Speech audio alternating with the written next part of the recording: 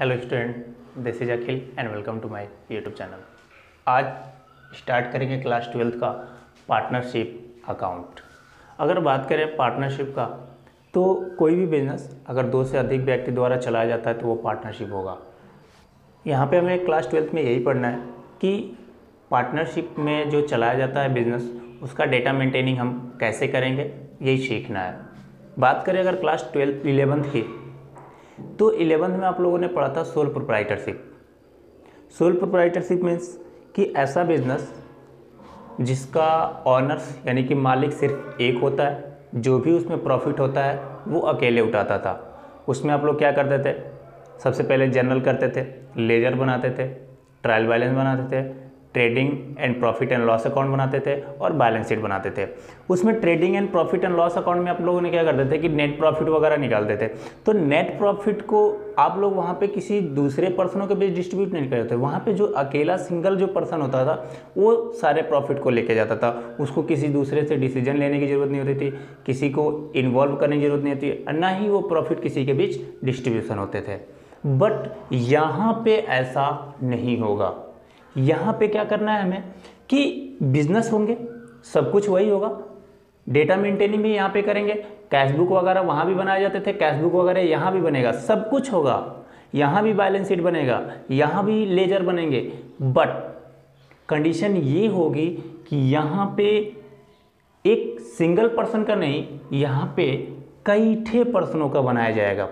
कई पर्सनों का मतलब कि जितने भी उस बिजनेस में इन्वॉल्व होंगे उन सबका अकाउंट्स, उन सबके बीच डिस्ट्रीब्यूशन होगा प्रॉफिट का।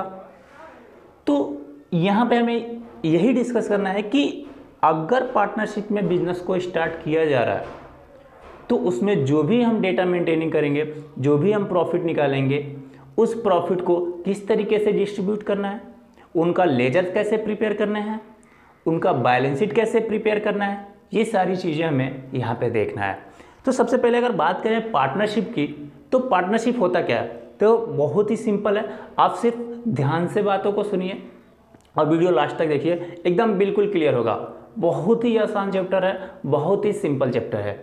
तो पहला चैप्टर होगा आपका फंडामेंटल ऑफ पार्टनरशिप, यानी कि accounting for partnership basic concept. ये आपका पहला चैप्टर होगा। इसमें हम बात करें सबसे पहले, अगर थोड़ा सा इंट्रोडक्शन की अगर बात करें तो पार्टनरशिप क्या होता है। तो पार्टनरशिप सिंपल लैंग्वेज में आप लोग जानते हो कि जब भी कोई काम को या किसी भी बिजनेस को या किसी तरीके का अगर काम हो तो बहुत सारे लोग मिलकर इकट्ठा करते हैं। जैसे आप लोग की बात किया जाए तो कहीं अगर आपको कहीं दूर ट्रेवल ही करना होता तो कहता है यार काश साथ में कोई मिल जाता, तो एक कंपनी मिल जाती, यानी पार्टनर मिल जाता। पार्टनर अगर होता साथ में तो हम चले जाते आराम से, कोई दिक्कत नहीं होती। सेम टू सेम बिजनेस में भी कुछ ऐसा ही होता है। यहाँ पे क्या होता है कि जो बड़े बड़े बिजनेस होते हैं वह अकेले पर्सन हैंडल नहीं कर पाएगा। क्यों? क्योंकि बहुत सारे वर्क होते हैं, मैनेजमेंट का वर्क बहुत सारा होता है, बहुत सारे तरह तरह के प्लानिंग करने होते हैं, डिसीजन लेने होते हैं। और यहाँ तक कि सबसे बड़ी चीज़ कि उस बड़े टाइप के जो बिजनेस होंगे उसमें कैपिटल भी ज़्यादा चाहिए। तो उसको गेन करने के लिए हमें कहीं ना कहीं अकेले पर्सन से नहीं हो पाएगा। वहाँ पे हमें एक से ज़्यादा ही पर्सन चाहिए। क्यों? क्योंकि अगर कई लोग रहेंगे तो उस बिज़नेस को अच्छे से मैनेज भी कर लेंगे, सारे काम को संभाल भी सकते हैं, और यहाँ तक कि कैपिटल की इन्वेस्टिंग भी ज़्यादा मात्रा में होगी। तो वो चीज़ें हम क्या करते हैं कि बिज़नेस में बहुत सारे लोग को इकट्ठा कर लेते हैं और उस बिज़नेस को सारे लोग मिलके क्या किया जाता है, ग्रो किया जाता है, चलाया जाता है। अब सारे लोग मिलेंगे तो कहीं ना कहीं सारे लोग कुछ ना कुछ कैपिटल लेके आएंगे, इन्वेस्टिंग ज़्यादा होगी, इन्वेस्टिंग ज़्यादा होगा तो बिज़नेस भी बड़ा होगा, और बिज़नेस बड़ा होगा तो प्रॉफिट भी बड़ा होगा। तो इसलिए हम पार्टनरशिप क्या करते हैं, किसी भी बिज़नेस को अगर बड़े रूप में चलाना होता है तो पार्टनरशिप में चलाते हैं। बात करें थोड़ा सा डेफिनेशन की, तो सेक्शन 4 के अकॉर्डिंग एक आपके यहाँ इंडियन पार्टनरशिप एक्ट बना है जो 1932, उसमें कहा गया है कि partnership is the relation between 2 और मोर देन 2 पर्सन, यानी पार्टनरशिप 2 या 2 से अधिक व्यक्तियों का एक ऐसा रिलेशनशिप है जिसमें किसी भी बिजनेस को चलाने और उसमें होने वाले प्रॉफिट को आपस में डिस्ट्रीब्यूट करने का एग्री होते हैं। दूसरी चीज़, वह बिजनेस या तो उन सभी व्यक्तियों द्वारा या उनमें से किसी एक व्यक्ति द्वारा सभी के लिए कार्य किया जाता है। जैसे partnership is the relation between two or more than two person who have agreed to share the profit of a business carried on by all or any of them acting for all. यानी कि partnership is the relation between two or more than two person, यानी कि partnership दो या दो से अधिक व्यक्तियों का एक ऐसा संबंध है who have agreed to share the profit of a business, जो एक बिजनेस में होने वाले प्रॉफिट को आपस में डिस्ट्रीब्यूट करने के लिए एग्री होते हैं। And carried on by all, वह सबके द्वारा चलाया जाता है या उनमें से किसी एक के द्वारा चलाया जाता है। ठीक है, अब बात करते हैं इसकी नेचर की, ये फीचर्स क्या होते हैं। कैसे आप जानोगे कि हाँ ये पार्टनरशिप ही है? तो सबसे पहला आप उसमें देखोगे कि या तो उस पार्टनरशिप में दो या दो से अधिक पर्सन होने चाहिए, यानी कि दो या दो से अधिक पर्सन ही होना चाहिए, तभी आपका पार्टनरशिप होगा, वरना नहीं होगा। और यह मिनिमम 2 एंड मैक्सिमम 50 हो सकते हैं। यह जो रूल्स है यानी कंपनी रूल्स 2014 के अकॉर्डिंग है। अगर 2013 के अकॉर्डिंग देखा जाए तो इसमें मिनिमम 2 और मैक्सिमम 100 हुआ करते थे, लेकिन अब यह नहीं है। अब इसको थोड़ा सा चेंज करके 2014 के अकॉर्डिंग कम से कम 2 और अधिक से अधिक 50 कर दिया गया। दूसरे की बात करें तो एग्रीमेंट, यानी पार्टनरों के बीच एग्रीमेंट होना नेसेसरी है, क्योंकि विदाउट एग्रीमेंट का कोई काम नहीं होगा। जहाँ पे 2-4 लोग होते हैं वहाँ पे आपसी टर्म्स एंड कंडीशन जरूर होनी चाहिए। क्यों? क्योंकि सबका दिमाग अलग अलग होगा, सबका थिंकिंग अलग होगी, सबका आइडियाज अलग होंगे, सब लोग अपने मन का करेंगे तो फिर काम नहीं होगा।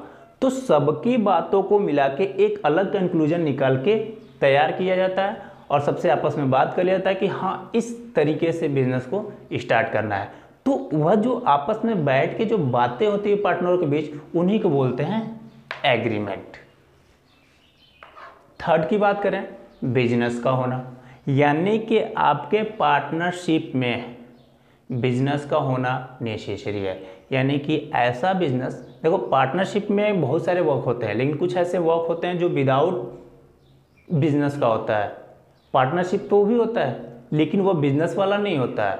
तो यहाँ पे जो पार्टनरशिप की बात करें तो इसमें बिजनेस का होना नेसेसरी है। क्यों?